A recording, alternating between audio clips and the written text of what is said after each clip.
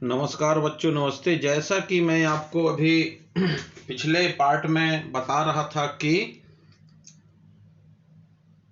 साइना नेहवाल जो है वह प्रातःकाल 4 बजे उठ जाया करती थी और 25 किलोमीटर दूर अपने पिताजी के साथ स्टेडियम में जाकर वह एक्सरसाइज वगैरह करती थी।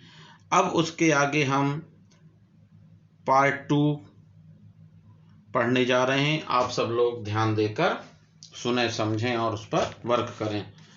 तो ये जो पार्ट 11 है, पार्ट 11 का जो आपका नाम है वो नाम है बुलंद भारत की नई तस्वीर।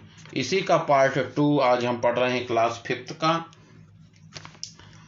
कि साइना नेहवाल अपने पिताजी के साथ प्रातःकाल 4 बजे उठकर 25 किलोमीटर स्टेडियम जाकर वह एक्सरसाइज करती थी। अब उससे आगे हम पढ़ रहे हैं, पेज नंबर है 95। पेज नंबर इसका क्या है? पार्ट 2 हम पढ़ रहे हैं, इसका पेज नंबर है प्यारे बच्चों 95। ठीक है, ये है 95। तो 2 घंटे तक वह स्टेडियम में जाकर एक्सरसाइज करती थी। कौन? साइना नेहवाल। 2 घंटे अभ्यास करने के बाद उसके पिता उन्हें विद्यालय छोड़ दिया करते थे, वह स्कूल जाया करते।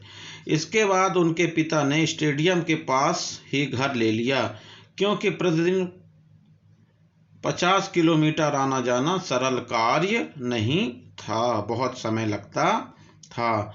परिवार का खर्च अत्यंत कठिनाई से चलने पर भी पिता ने उनके अभ्यास को जारी रहने दिया, क्योंकि जो परिवार का खर्च था वो बहुत ज़्यादा था।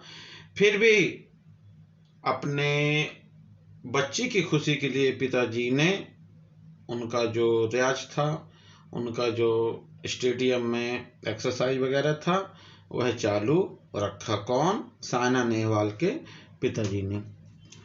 सन 2006 से वे अंतर्राष्ट्रीय स्तर पर खेलने लगी और उनके बाद उन्होंने अनेक प्रतियोगिताएं जीती। वे वर्ल्ड जूनियर चैंपियनशिप जीतने वाली पहली भारतीय महिला बनी। उन्हें सर्वोच्च खिलाड़ी सम्मान व भारत सरकार द्वारा राजीव गांधी खेल रत्न पुरस्कार प्रदान किया गया। किसको? साइना नेहवाल को। साइना ने अपने अद्भुत प्रदर्शन से दिखा दिया कि सफलता के लिए कठिन परिश्रम के अतिरिक्त अन्य कोई मार्ग नहीं होता। आज पूरा भारत उन पर गर्व करता है, प्राउड करता है। कल्पना चावला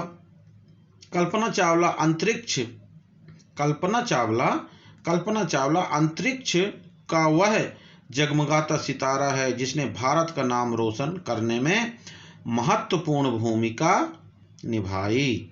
कल्पना चावला का जन्म 1962 में हरियाणा के करनाल शहर में हुआ था। कल्पना बचपन से ही कर्मठ एवं बुद्धिमती थी। कर्मठ यानी काम करने वाली, बुद्धि मतलब बहुत तेज बुद्धि वाली थी। कल्पना की खेलों में भी बहुत रुचि थी। जब वे 11 वर्ष की थी तभी से अपने पिता के साथ फ्लाइंग क्लब जाकर छोटे पुष्पक विमान में उड़ान भरा करती थी।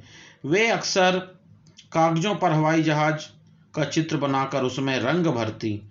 नासा के 1 वर्ष के कठिन प्रशिक्षण के बाद वे अभियान विशेषज्ञ बन गईं। 19 नवंबर 1997 को पहली बार उनका अंतरिक्ष यात्रा का सपना साकार हुआ, यानी पूरा हुआ। जनवरी 2003 को वे दोबारा अंतरिक्ष यात्रा पर गईं। बस यह यात्रा उनके जीवन की अंतिम यात्रा बन गई। अंतरिक्ष यान के वायुमंडल में प्रवेश करते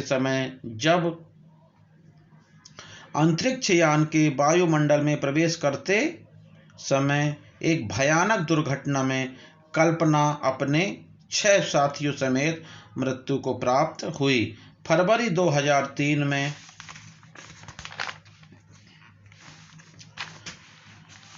फरवरी 2003 को अंतरिक्ष के लिए जन्मी कल्पना चावला अंतरिक्ष में ही विलीन हो गई। उनकी महान उपलब्धियां युगों युगों तक भारतीय बालिकाओं को प्रोत्साहित करती रहेगी। बचेंद्री पाल, अब नेक्स्ट कौन है? बचेंद्री पाल। बचेंद्री पाल, भारत की जिस महिला के समक्ष माउंट एवरेस्ट छोटा नजर आने लगा, उस महिला का नाम है बचेंद्री पाल। बचेंद्री पाल का जन्म 24 मई 1954 को उत्तराखंड के उत्तरकाशी में हुआ था। किसी विश्वविद्यालय की अध्यापिका बनने की बजाय बचेंद्री ने जब पर्वतारोही बनने का निर्णय लिया, तब उन्हें अपने परिवार व संबंधियों के भारी विरोध का सामना करना पड़ा। पर्वतारोहण का पहला मौका उन्हें स्कूल के सहपाठियों के साथ 12 वर्ष की अल्पावस्था में मिला। 1982 में एडवांस कैंप के तौर पर उन्होंने गंगोत्री और रुदुगैरा की चढ़ाई पूरी की।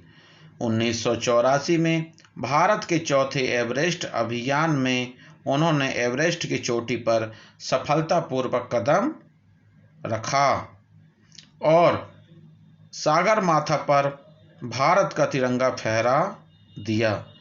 इसी के साथ एवरेस्ट पर सफलतापूर्वक कदम रखने वाली वे दुनिया की 5वीं व भारत की पहली महिला पर्वतारोही बनी। कौन? बचेंद्री पाल। अब प्यारे बच्चों, थोड़ा सा हम यहाँ पर आपके जो अभ्यास है, शब्दार्थ है, उसको थोड़ा समझते हैं, उसका हिंदी पर्याय, है ना। तो आयोजित का मतलब आयोजना या समारोह। यहाँ शब्दार्थ थोड़ा समझते हैं। किताब यानी उपलब्धि। प्रशिक्षण यानी नियमित की दी जाने वाली व्यवहारिक शिक्षा। सर्वोच्च यानी सबसे ऊंचा। कर्मठ यानी कर्म में अपने वर्क पर परिश्रम करना। विलीन होना यानी मिल जाना, खो जाना, गुम जाना, समाप्त हो जाना। सहपाठी यानी हमारे साथ में पढ़ने वाला। पेशेवर व्यवसाय व जीविका चलाने के रूप में अपनाना, उसको पेशा। कार्यकर्त्री यानी कर्मचारी। उल्लेखनीय यानी उल्लेख करने की या कहने योग्य। परिश्रम यानी मेहनत। साकार यानी आकार युक्त। समक्ष यानी सामने होने वाला कार्य। तो प्यारे बच्चों, यह जो आज आपका चैप्टर 11 था और चैप्टर 11 का नाम था बुलंद भारत की नई तस्वीर। तो इसका पार्ट 2 आज पूरा हुआ। फिर हम मिलते हैं नेक्स्ट वीडियो में।